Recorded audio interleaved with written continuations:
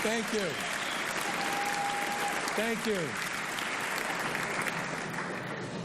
Mr. Speaker, Mr. President, members of the House and Senate, fellow constitutional officers, Mr. Chief Justice, members of the Judiciary, members of the Governor's Council, members of Congress, Senator Warren, Senator Markey, mayors, sheriffs, district attorneys, distinguished local officials, reverend clergy, distinguished guests, members of my administration, and fellow citizens.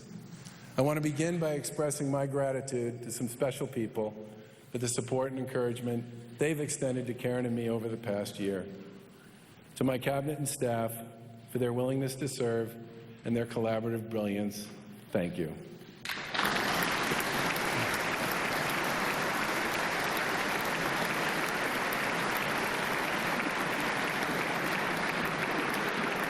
To the thousands of frontline employees in state and local government who make a real difference every day, the lives of our citizens here in Massachusetts, thank you.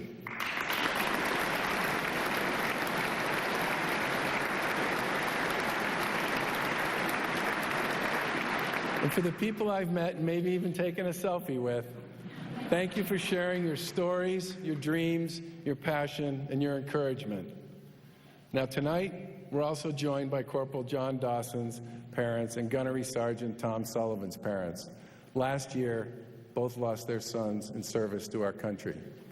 Every man and woman who serves in combat is special, and their families serve right alongside them.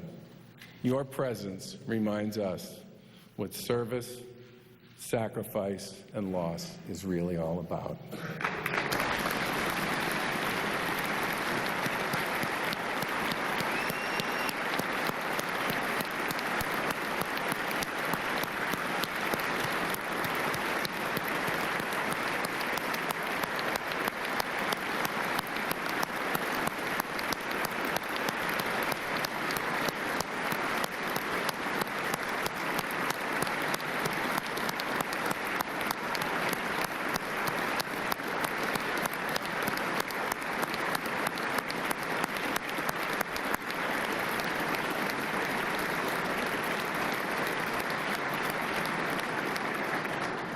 We are who we are as a Commonwealth and a country because of families like yours. And I know I speak for everyone here tonight and everyone across the Commonwealth when I say thank you and God bless.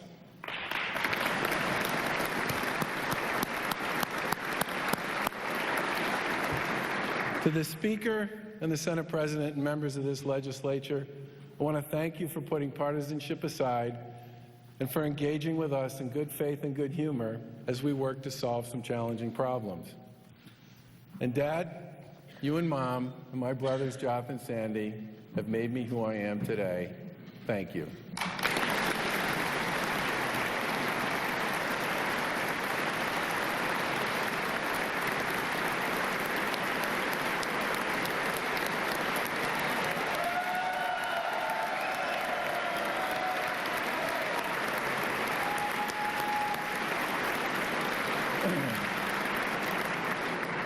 To my wife, Lauren, and to our children, Charlie, AJ, and Caroline, thanks for the support and love, because I certainly couldn't do this without you. And I still believe that the 40,000 voters who put Karen and me over the top in 2014 were actually voting for Lauren.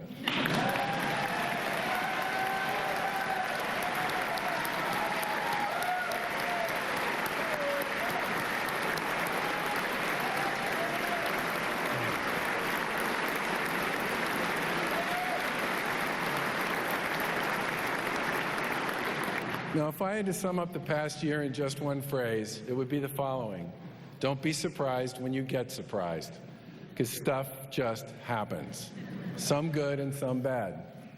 12 days after we took office, we determined there was a $765 million budget deficit to deal with, but thankfully it was 40 degrees out and winter was almost over.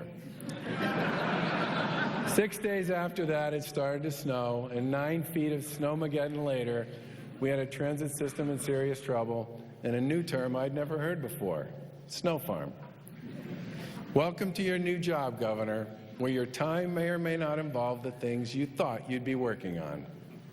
Now, with respect to the T, some say in the Chinese language that the word crisis is composed of two characters, one representing danger and the other opportunity. The T's failures last winter became a crisis, and I'm proud to say that by working together, we found and we seized opportunity. We passed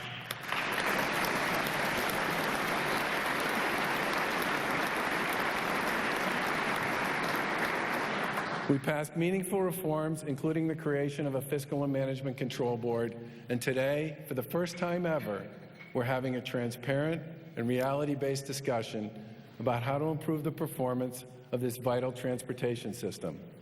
Now, turning around a system with the troubles and problems that T has won't be easy or quick, and there will be some missteps along the way. But we are determined to do it.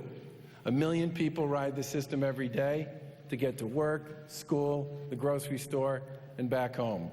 They need the T to work, and they need it to work well. That's why we're doubling our capital investment to the system's core infrastructure to $1 billion. And it's why $90 million was invested on strategies and equipment that will allow the T to battle whatever the curveballs are that are thrown this winter by Mother Nature. And to the taxpayers who may never ride the T, but who write a $1 billion check to the system every year, I say you deserve to know that your support is delivering a reliable, affordable, transparent, and efficient service. But 2015 wasn't all surprises caused by Mother Nature. At this time last year, our Constituent Services Office was taking about 500 calls a week from people who couldn't get through to the Health Connector. For more than 2 years, getting and keeping health insurance had been a complete disaster for hundreds of thousands of Massachusetts citizens. Many ended up on Mass Health, and the state had no ability to determine whether or not they were actually eligible. This jeopardized hundreds of millions of dollars of federal reimbursements. Make no mistake, fixing the connector was a top priority. And today, open enrollment is mostly complete. More than 1 million people were redetermined for Mass Health eligibility. The federal government has recognized our work, and Constituent Services received virtually no calls.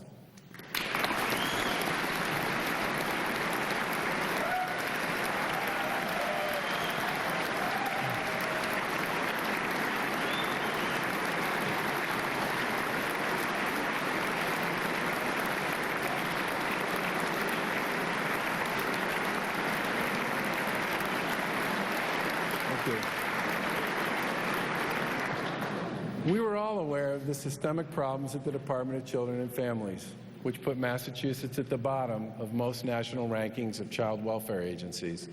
The problems were laid out in great detail by the Child Welfare League of America's report in 2014. The report's author, Linda Spears, is now the Commissioner of DCF. And thanks to her leadership, along with Secretary Mary Lou Sutters, we are making progress. They're developing intake, investigation, supervisory, foster care, and in-home service reforms, some of which haven't been updated in years and some of which never existed at all. I want to thank you, Commissioner Spears, for your leadership of this critical organization. Thank you.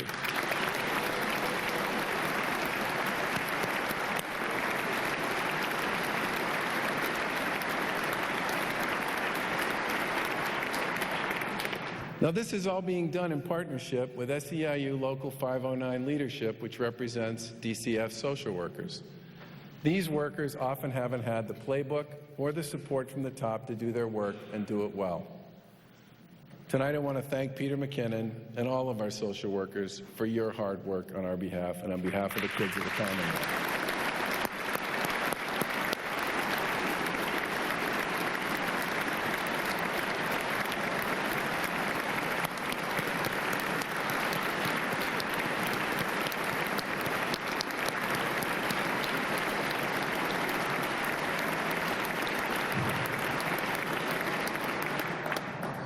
The children served by DCF are just like everybody else's kids, except they're among the most vulnerable.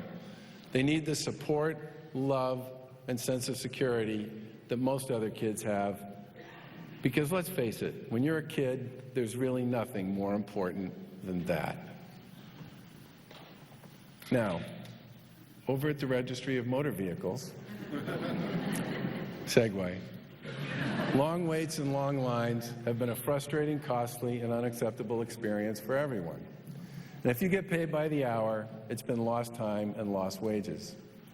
I never expected we'd fix this quickly because it didn't get this way overnight.